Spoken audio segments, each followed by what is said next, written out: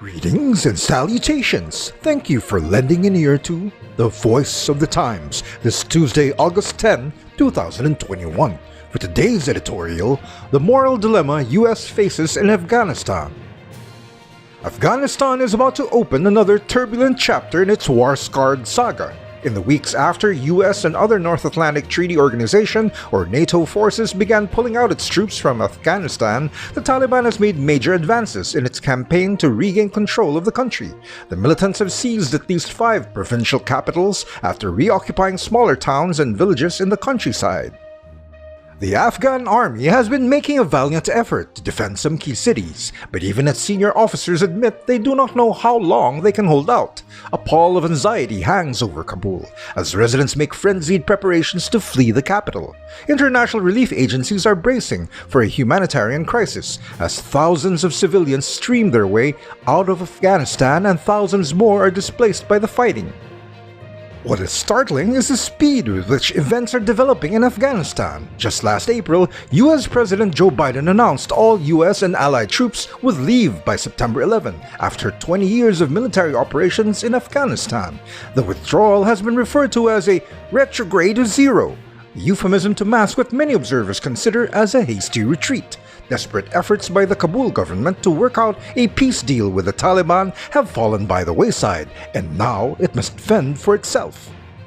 U.S. involvement in Afghanistan had started out as an emotional reaction to the 9/11 terrorist attacks on New York and Washington, but after failing to hunt down Osama bin Laden in southern Afghanistan, it shifted its attention to propping up a hastily installed government in Kabul. Afghanistan's strategic value to the U.S. began to wane after President George W. Bush decided to invade Iraq. The Taliban capitalized on this pivot to slowly rebuild its forces until it became strong enough to challenge the Kabul government. About retaliation, the pullout could trigger a wave of repression by the Taliban, which will be going after journalists, rights workers, academics, and religious leaders who have collaborated with the present regime. But most vulnerable to Taliban retaliation are the Afghans, who have been working as support staff for the U.S. and its allies. Prominent among them are the more than 18,000 translators for U.S. troops, who fear they face certain death if they stay behind. The U.S. State Department has been issuing special visas to Afghans hired as interpreters to facilitate their departure, but the process has been tedious and slow, and the applications of many interpreters have been denied for a variety of reasons, including failure to establish faithful and valuable service and insufficient documentation. A report released last year by the State Department Inspector General identified serious shortcomings in issuing visas to the interpreters, including staff shortages and lack of a centralized database. Many more applicants say they have received threatening letters from the Taliban. The U.S. faced the same dilemma of choosing the people to save during the Vietnam War. In 1973, Washington ordered all U.S. troops pulled out from South Vietnam after 20 years of fighting the North Vietnamese Army and the Viet Cong.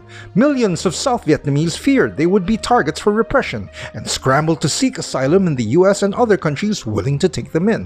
More than 2.5 million Indo-Chinese, mostly Vietnamese, managed to find refuge in the U.S., Canada, Australia, and even in the Philippines, but thousands more tried to leave in frail, overloaded boats. Hundreds of boat people failed to survive the journey. According to a non-profit organization, No One Left Behind, which is working to resettle Afghan interpreters in the U.S., more than 300 translators or their relatives have been killed since 2014. Other NATO countries seem to have no problem relocating their own interpreters. Britain, for example, plans to resettle about 3,000 interpreters and other Afghans who serve the British military and government.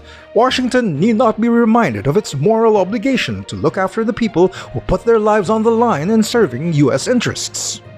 And that's the editorial for Tuesday, August 10, 2021. For more news and information, get a copy of the Manila Times on print, subscribe to our digital edition, or log on to www.manilatimes.net. Follow us on Twitter, Facebook, and Instagram, and listen to the Voice of the Times.